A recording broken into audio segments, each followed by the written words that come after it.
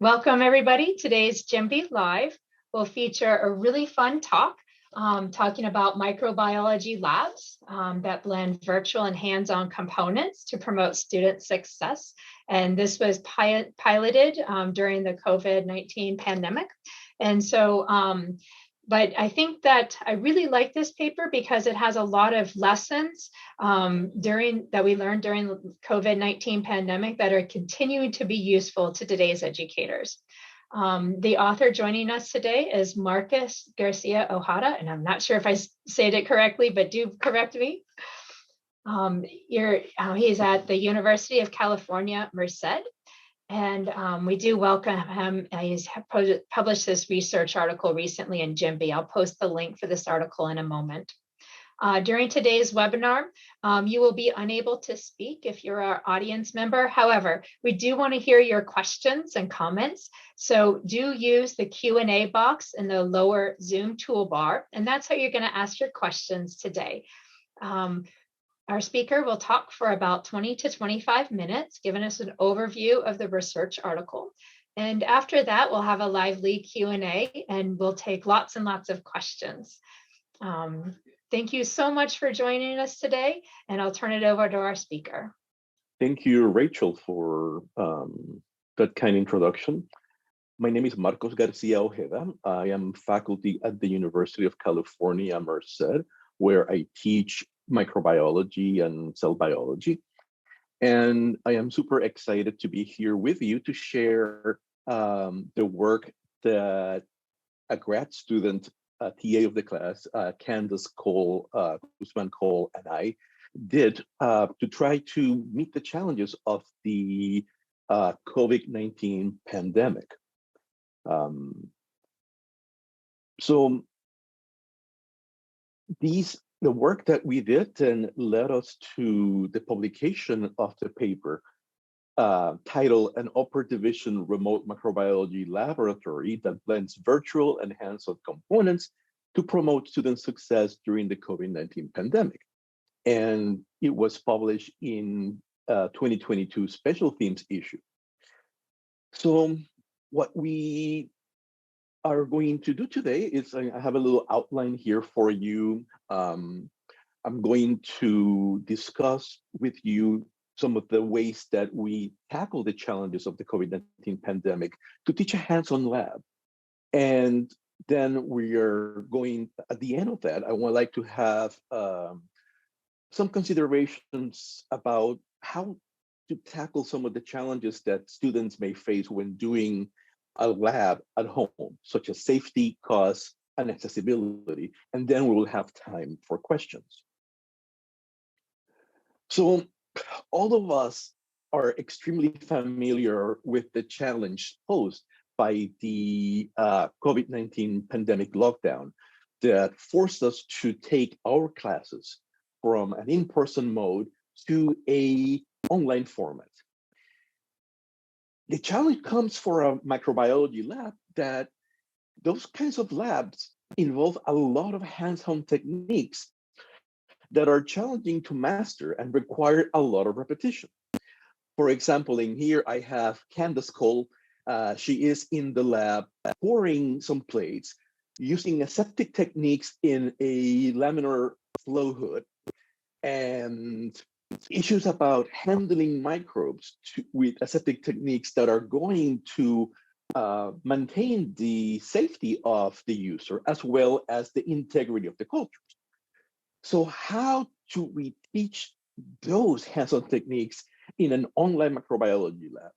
And as I was reflecting upon this, I was horrified about the idea of seeing one of my undergrads going to a job interview and the interviewer asking them, do you know how to do a streak plate? And the students answering to them, well, I sort of learned about it in a simulation because I never had the chance to do it. And that was a big motivation to try to redefine the online delivery of the lab to include both hands-on components as well as simulations, to try to approximate it the best way to what would happen on an in-person class.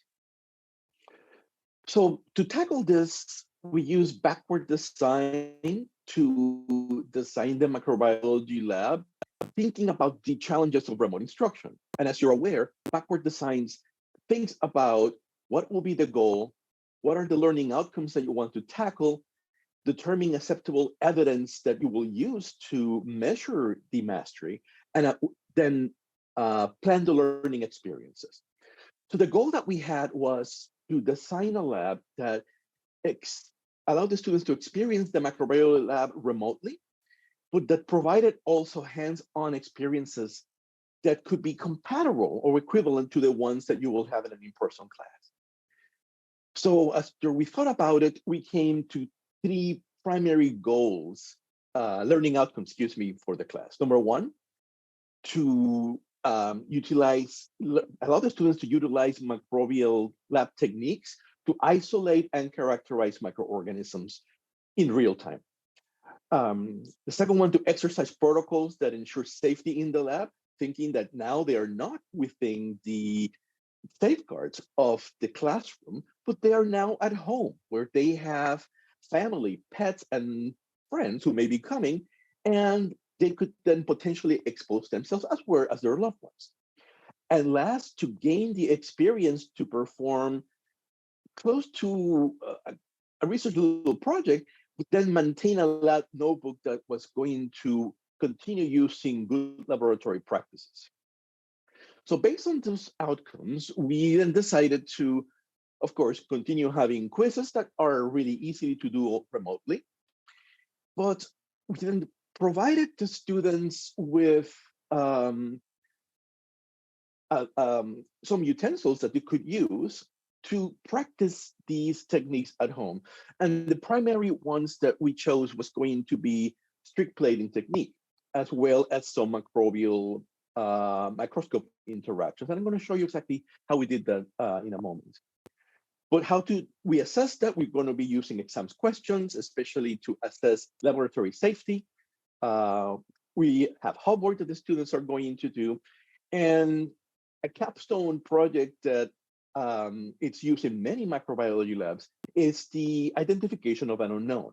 And we wanted to also design an exercise where the students could then utilize the data that classmates from previous classes have generated to identify one of 7 Pseudomonas species.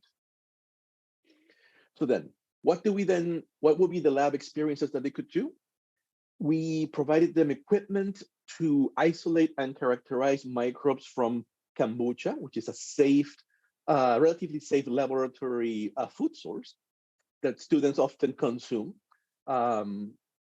We created an unknown portfolio that allowed the students to get all the biochemical results for the traditional biochemistry labs that they will be performing in the lab, to then use their critical thinking skills and deduction to identify the identity of a microbe.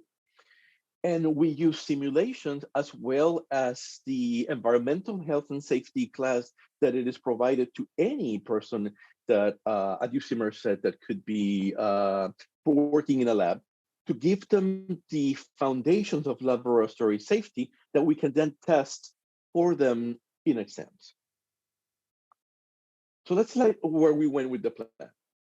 So the first plan was to, I had some conversations with our laboratory safety or lab instruction manager, James Whelan, and without their help, we would have never been able to do the work that I'm going to present you, because they helped in talking to the dean of the school to basically give us the funds to send materials to the students at home. So we were able to buy the materials and send them to all the students registered in the class at no cost to the students. Candace created and deployed the unknown portfolios that contain the data that other students have created in previous iterations of the class. Since she was very familiar as the laboratory TA with the class, and we have had this data already collected, we were able to look for the images that this provided to us, showcasing the best test results for multiple biochemical tests that we can then provide for the students. And the university also provided the ability for us to purchase lab simulations. And we also incorporated a lot of those in the class. But we also incorporated free simulations from other sources. For example, the HHMI Biointeractive Labs that allow us to have a more rich experience for the students and get a better idea of some of the techniques that we're performing in the class. So what do we did then for that? We looked around and we were able to find a very affordable bacterial, microscope. And that microscope had magnifications to 1200x. It came out with 2 eyepieces that allow us to exchange it. And the students were able then to use the 3 objective lenses of the microscope to see 60x, and 1200x, 60, 100x, and 100 and 1200x. There we go. Sorry, excuse me, I'm a bit nervous. To allow us to see microbes in real time. And I use a similar microscope at home, performing the same experiments, so we could use the images that I'd captured with my phone to the students so they can get an idea of what they were seeing. We also sent the students a bacterial growing kit that contained 20 petri dishes and nutrient agar that they could then melt at home, either on a water bath or in their microwave, and then pour the plates themselves. One gram stain kit that included the 4 gram stain reagents as well as slides and cover slips that they could then perform the gram stains. And importantly, an inoculating loop. So all those materials basically cost us $104 per student. And since the students were already somewhat paying for the lab, traditionally they would have paid for lab materials, the dean basically helped us cover that materials, and we were able to provide those for the students for free. The contract that the university did with Labster allows us to have the Labster simulations very cheaply. So that came out to about $20 per student. So in a class with, let's say 40 students, that came to a little bit over $4,000 in lab material. The students themselves will have to provide their PPE, which usually they have had from other classes.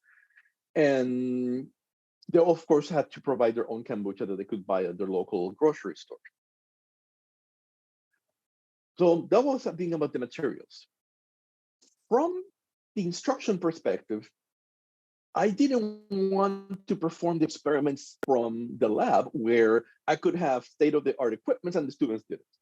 So I basically co-opted half of the dinner table at home during the pandemic and created a small lab bench where I recorded videos of myself performing all the techniques that I asked the students to do. So for example, in this picture here, I was training the students on how to pour plates that they get. This was very interesting because it gave me the perspective of the challenges that the students were experiencing at home. And I also kept some of the videos. I mean, my pets were at home with me. My spouse was at home with me.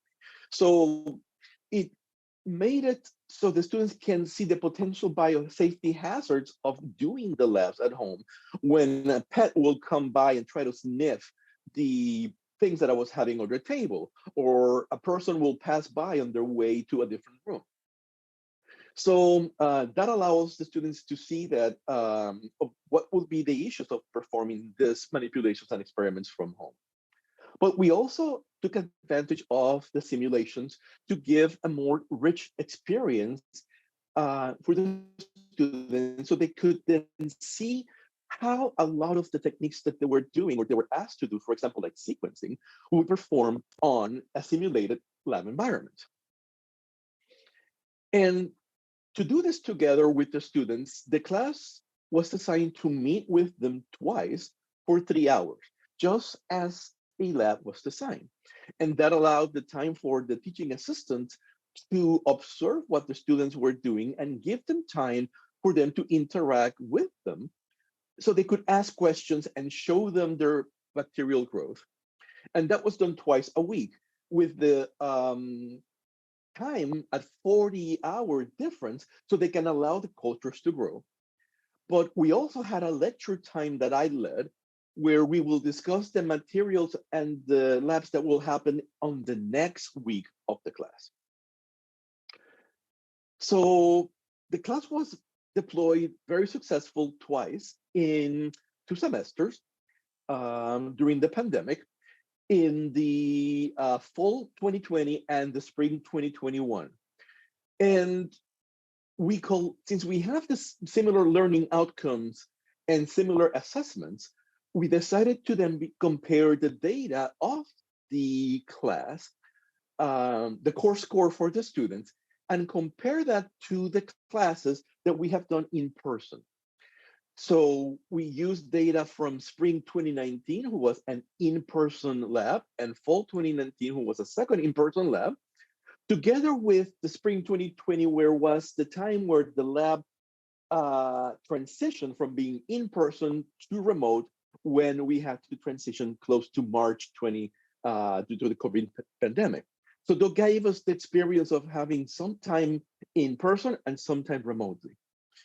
So what our data showed, and you can appreciate from here, is that, one thing here, looking at this graph, looking at the percent score of the class against the semester, here is the pass-fail score indicated by this line, is that the majority of the students passed the class with the performance that they were doing. Some of them obtaining really great scores, as you can observe in this box and whisker scores. And we have a much greater distribution of grades compared to the other classes that were taught in person. We didn't have all the exact same evaluation points, assessments, but we have the same learning outcomes. And interestingly, during the remote time, we had very few students that didn't pass the class. And we observed that in also some of their assessments that they were provide or not provide for us, which was a big surprise for many of us in the teaching team. So the other thing about this class is that it was never curved. So we were confident that the material that we were doing was provided them allow us to evaluate their performance. Many of you have drink kombucha and you're familiar with multiple brands of this fermented tea. But one thing that I want to bring to your attention is this precipitate at the bottom of the tea that most people either discard or they also drink because of the great probiotic abilities that it has. But this particular brand of kombucha is the claim of having 3 microbes: Bacillus coagulans, Saccharomyces boulardii, which is a yeast, and multiple lactobacillus species. So that helped from the perspective of having 3 distinct microbes that we could identify macroscopically because of their different morphology and size, as well as their different colony sizes that they generate when cultured on media. So that's illustrated here.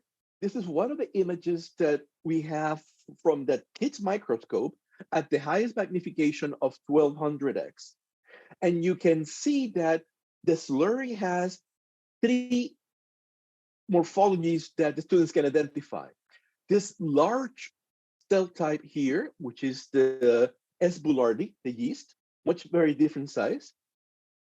These very large, thin rods that we believe to be the B coagulants, and this coccibacilli bacteria here that resemble the lactobacilli. When we plate those on the nutrient agar, we also get three distinct morphologies of colonies. Here is an example of that, showing multiple of the morphologies, and on C, I have the magnified version of them. The yeast is really interesting because they produce these beautiful round colonies that are fire saucer in shape, where the edges are flat and then they have a little bump that goes across it, ombonate.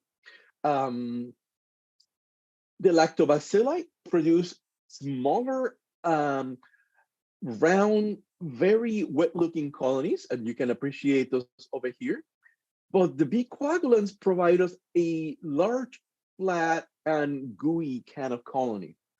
So by colony morphology and by microscopic analysis, the students can evaluate if they have the three microbes.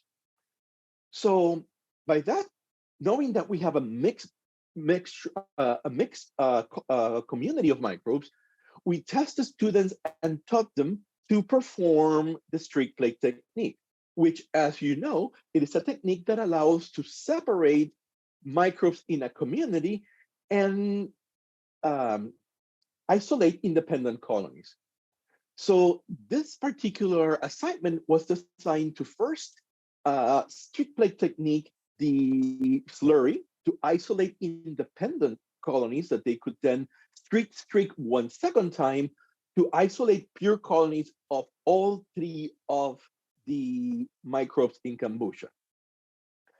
And the students were supposed to then turn those in as homework, and as well as one that they were supposed to turn in for an exam evaluation. So we have the first question: are the students able to do this at home? And this image contains student samples that show us streak plate techniques at high mastery, intermediate mastery, and some that we catalog as unsuccessful. For example, here in this column of the high mastery, we have plates where the students clearly are able to isolate independent colonies from a plate that they plated using the 4-quadrant technique. And here at the bottom, I have another plate where the student used the non-quadrant technique. So they were practicing with less of a guidance to try to isolate the colony. So we categorize those as high mastery. In the middle, we can observe students that are getting colonies within the 3rd quadrant of the quadrant technique, but they're still able to get isolated colonies, or some in which the colonies, even at the 4th quadrant, are not as independent as they could be. And the unsuccessful examples could be students, for example, like this one, where they may have had a mistake of not flaming their loop during their plating, and therefore not being able to isolate techniques, or like in the top one here, where they show no, they show contamination, illustrating that they couldn't do the technique, but also that their aseptic techniques wasn't as good as they could have been. Because they're doing this at home and handling them, we wanted to also ascertain their ability to perform these techniques using an understanding of lab safety. And we provided them with 2 lab safety simulations from Labster, one called Biosafety and one called Laboratory Safety, as well as them taking the CD course in lab safety that is expected of every scientist at the institution to actually perform lab work.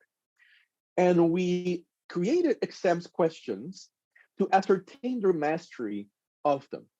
And we use essay response to ascertain that mastery and then compare the scores of them. The exam has 2 questions. One, where we ask the students to list 4 risks that they should understand that are inherited in the microbiology lab. And then we tabulated their scores. And the other one, we used this picture from an anime, and we doctored it a little bit to create some lab safety mistakes and have the students identified. And they were supposed to list 5 safety concerns that they will identify from the image. And what we did then per class was to compare the scores of the students who did this remotely and evaluate if they were different. Because the lab safety questions and the training was different from the in-person, we decided not to compare that data to the questions that we have used previously in the in-person class. So we only compare the lab safety questions that the data from the class that was performed completely online. And as you can appreciate from this graph, when we compare the score that the students obtain in the questions for either question 8 or question 21, there is no difference in the score that we observe. So based on them, out of 10 points, that's the maximum points that the students were able to achieve in them, the scores were very similar, and it seems that the students were mastering the question, as most of the students, especially for the question with the image, were receiving scores between 8 and 10. So we were confident that the students has mastered a lot of the safety technique. That was also confirmed indirectly from the laboratory images that they were sending us of their culture. I mean, very few of them had issues with contamination, and none of the students ever reported to us anecdotally that they may have had any challenges at home. Lastly, we wanted to investigate and give the students the ability to see if they were able to use the critical thinking techniques needed to identify an unknown. And to accomplish this, as I mentioned to you early, Candace collated 7 unknown portfolios. And those portfolios had the student-generated data from different semesters for a battery of tests, including the oxidase test, the oxidation fermentation test. It asked the question, do the microbes produce a pigment? Is the microbe able to secrete enzymes to hydrolyze starch, gelatin, or lucifanase? Are the microbes able to reduce nitrate into either nitrite or nitrogen gas? And we also provided them optical density readings for growth with 8 different carbon sources to give them a much rich idea of the potential carbon sources the microbes could use. Then we provided them with a table, actually 2 of them, with had the potential result of 7 different Pseudomonas species. And we trained the students on what the tests were and the biology behind the test, so they could understand what would mean either if the result was positive or the result was negative. So it wasn't simply the idea of giving them the pictures and let them, oh, look if the picture is positive or the picture is of the result is a positive result or a negative result. You have to also demonstrate the mastery of what the test is asking and what the readout is, as well as what the result is. Because oftentimes students confuse the idea of a readout. Oh, the bacteria is giving me a blue color, but do not understand what that readout translates as a result. So we have that incorporated also in the lecture and discussion with the students.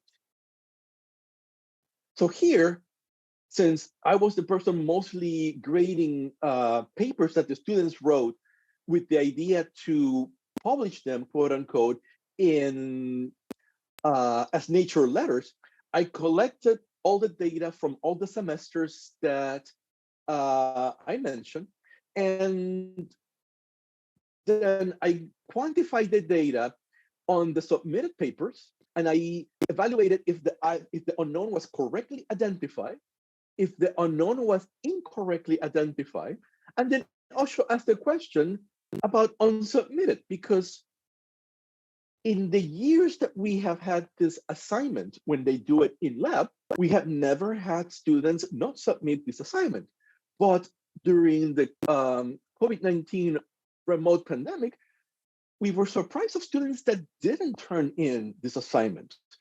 And the higher numbers, 6 out of students, for example, in the fall 2020, didn't turn in this assignment, which significantly affected the grade because it was an important assignment in the class. So at the end, we collected the data and evaluated the number of students that correctly identified the microbe when they took the class in person, or correctly identified the microbe when they took the class using the portfolio. And this then was translated as a percentage. So when the class was performed in person, 59% of the students correctly identify the microbe, whereas 41% of them did not. And we can always see where some of those pitfalls in the logic process are happening.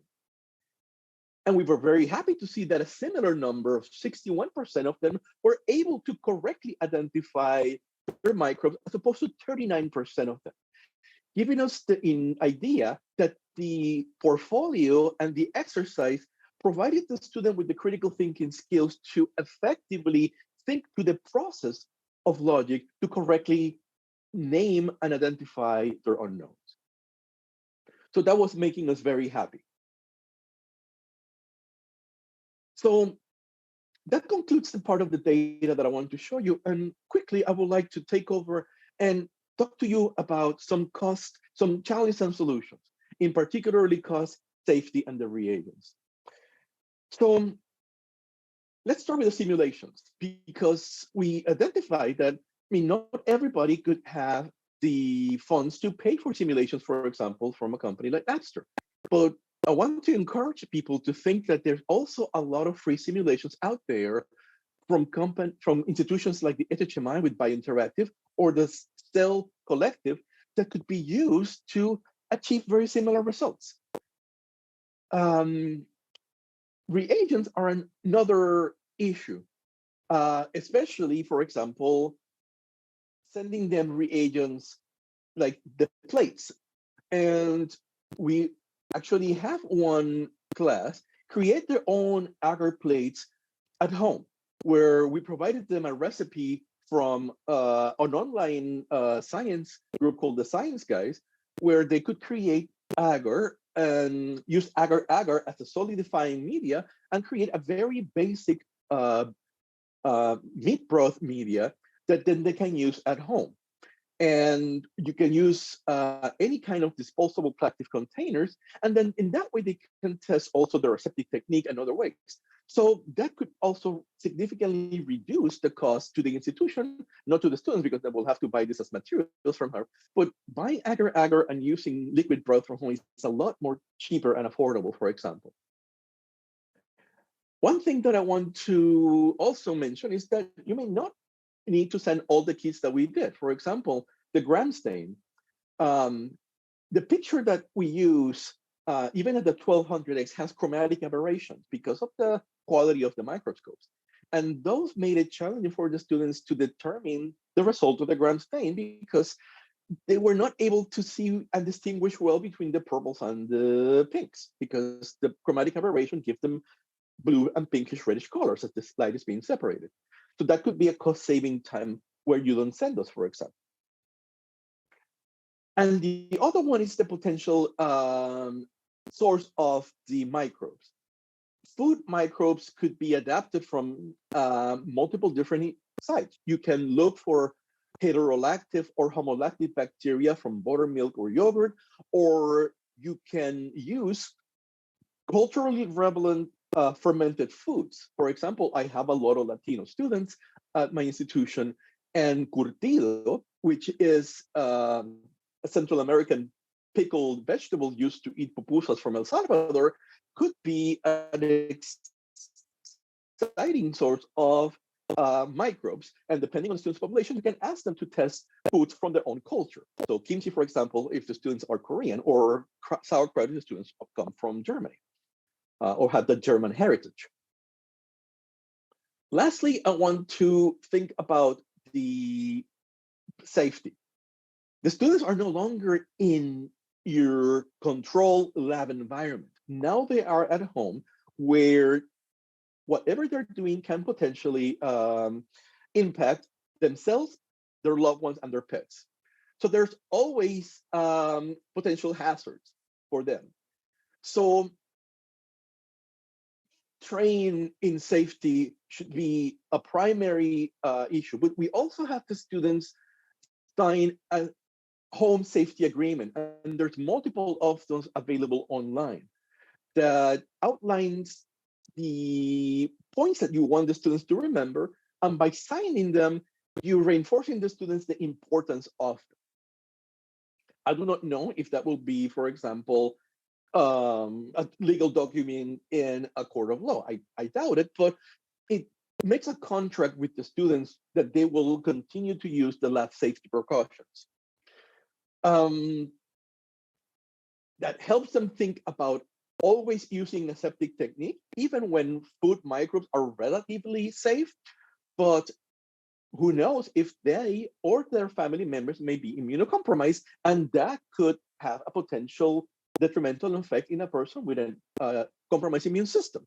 And in the same issue, part of that aseptic technique is always using their PPE, so having their lab coat on, gloves, etc.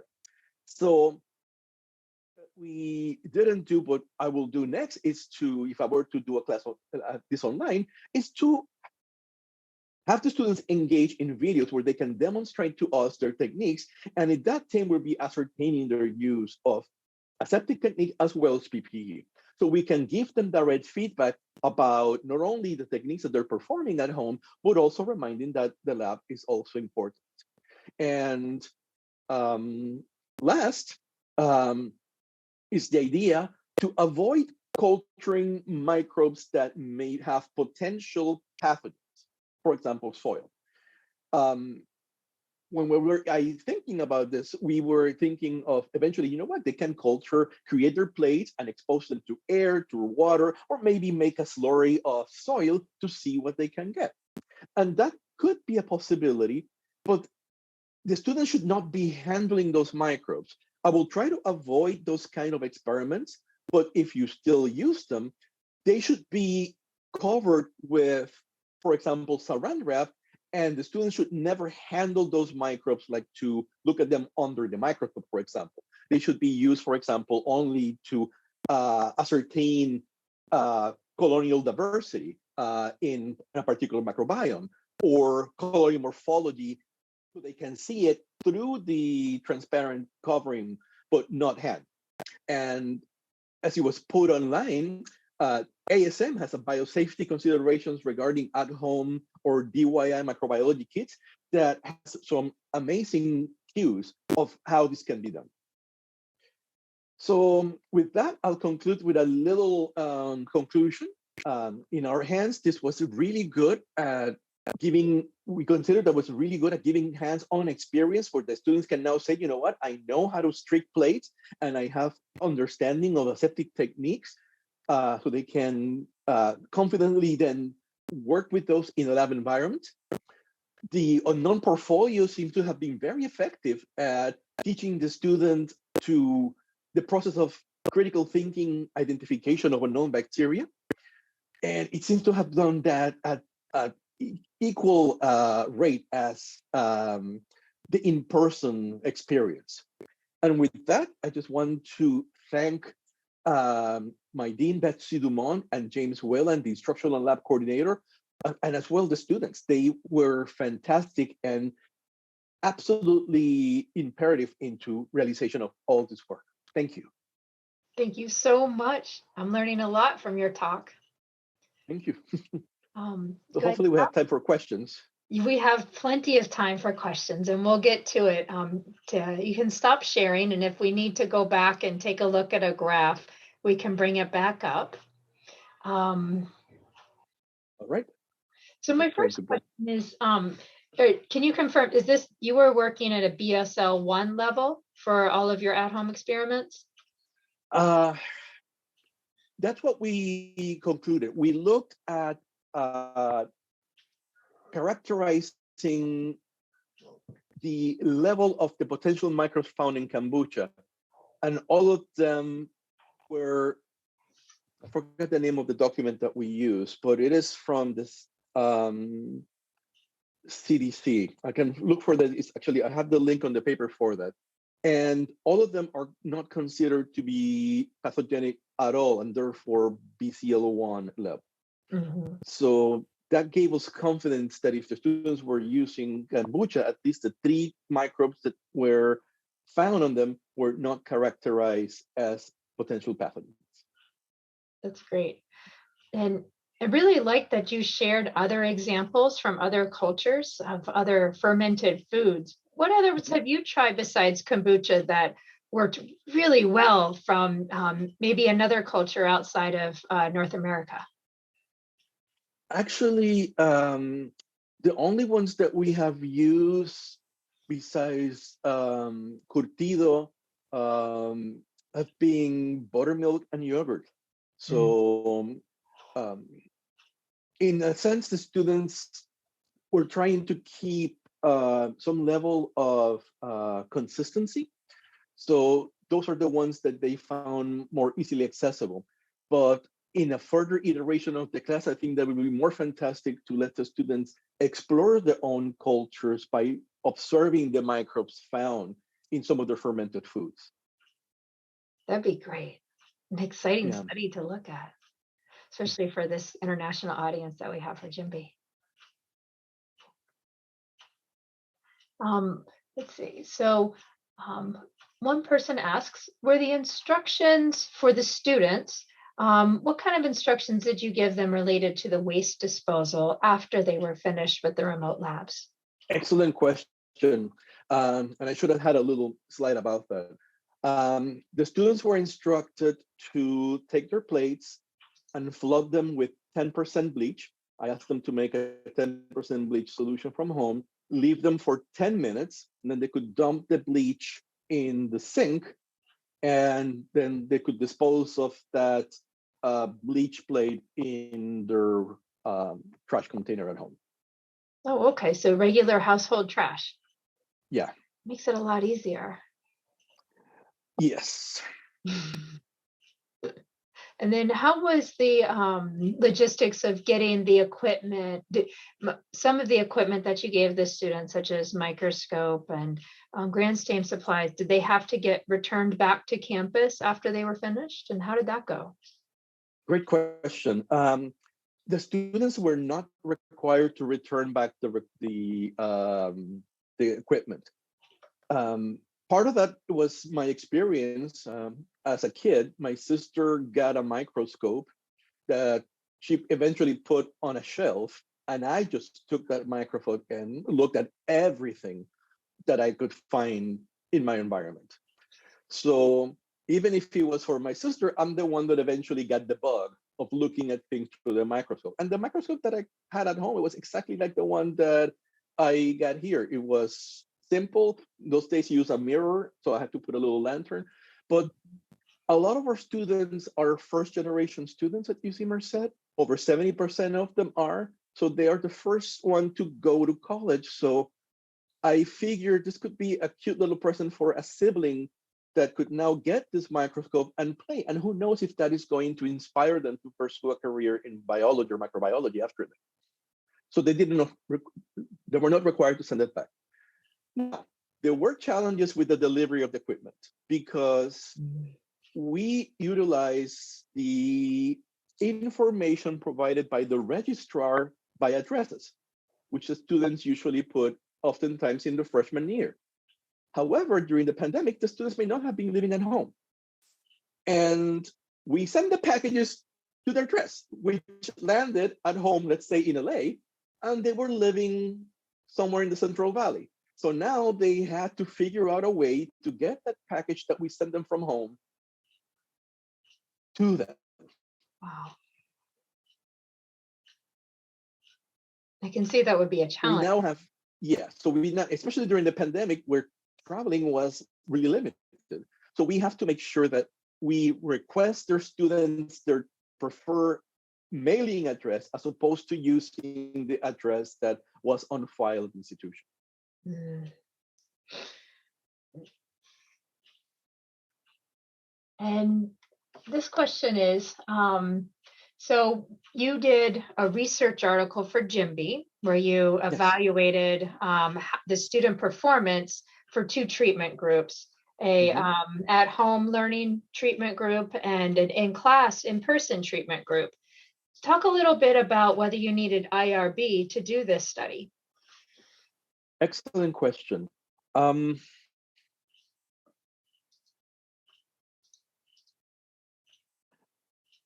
IRBs are tricky from the perspective that each institution has their own nuances. Some IRBs may be a little bit more open to certain things than others. But what I had was classroom data that we de-identified for the, I mean, we were not thinking of having a research paper when we were doing this work. This came out after significant thought. And we used data from students who were no longer at the institution that have taken the class in previous semesters. So we couldn't get consent forms from them. But since we were not taking data directly from them, we were just using grades, and those grades were desegregated and therefore looked at as averages. We were exempted from IRB use. So that was what our IRB told us, that yes, since this is something that you have collected originally not for the intention of research, they considered it historically and we can use that. So that was the way in which we saw when we were able to use that data. Good to know. That may not be, and I think that will depend on the IRB interpretation of what we're using. From talking to researchers at many different universities, you make a really good point that IRB panels can differ a lot in what they require and what they will allow you to do and use. And my take-home point here from talking to people, lots of institutions all around the U.S. doing biology education research is when you have your idea, go talk to that IRB panel before you get too far in the planning process. Do you agree with that? Yeah, absolutely. Including and getting advice from the IRB panel can help, and it will save you headaches in the future because they can help you with study design as well as give you feedback about data collection and other protocols. So consulting with the IRB, it's an excellent idea. So staying on this research component, have you considered assessing for, or maybe you already have, how the students affect like motivation or enjoyment or persistence in STEM differs from an in-person instruction versus an online remote lab instruction? That is a great question. And we didn't do it for this cohort of students. My cognitive load was so taxed at the time that, and that of my students as well. So we decided not to well, we just didn't do it at the time. However,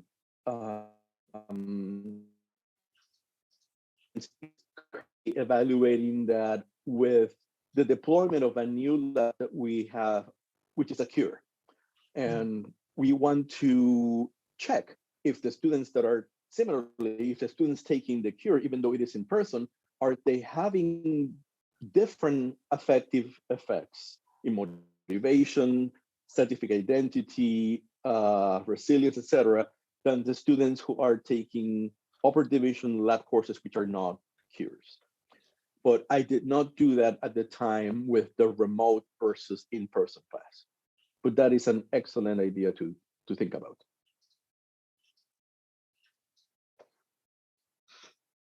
Okay, next question is, let's see, it looks like you had smaller class size that you were doing the study with. And this person has a larger class.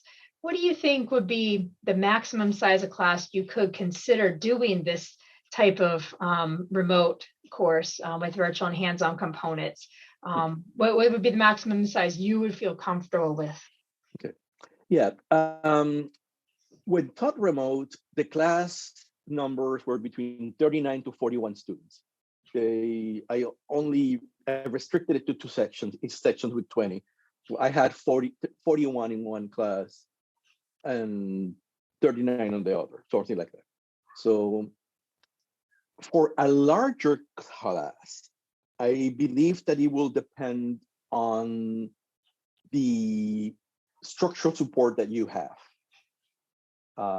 If you have a small army of teaching assistants that could help bring the large class into bite sizes, like 20 per TA, let's say, and you can have 2 sessions, so each TA handles 40, that may be a way to scale to a class, let's say, of 120 students. I don't know the person asking the question how big the class is that they were teaching.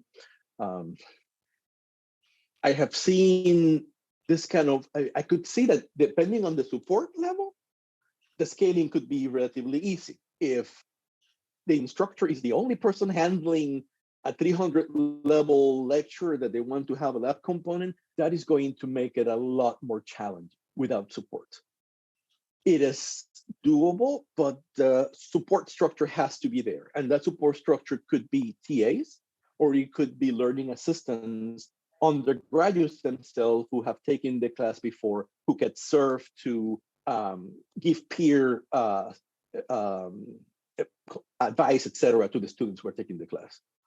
So I would love to hear more about the level, the person who asked the question. So I mean, I am available to brainstorm potential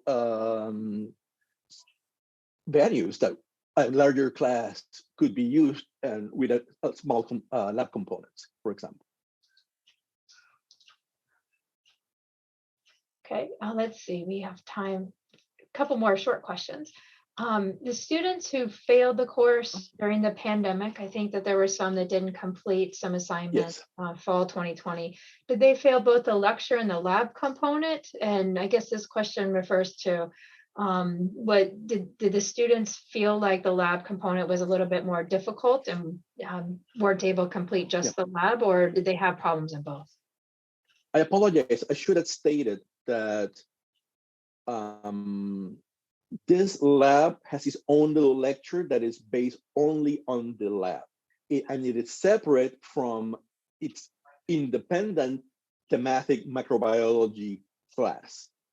So the microbiology class is a 4-unit course. This lab, it's traditionally a 3-unit course. So the students take them either at the same time, like you mentioned, or they can take the lecture first and then the lab second, depending on the availability of spots.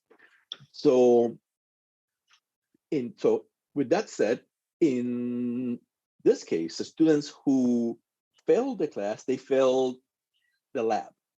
And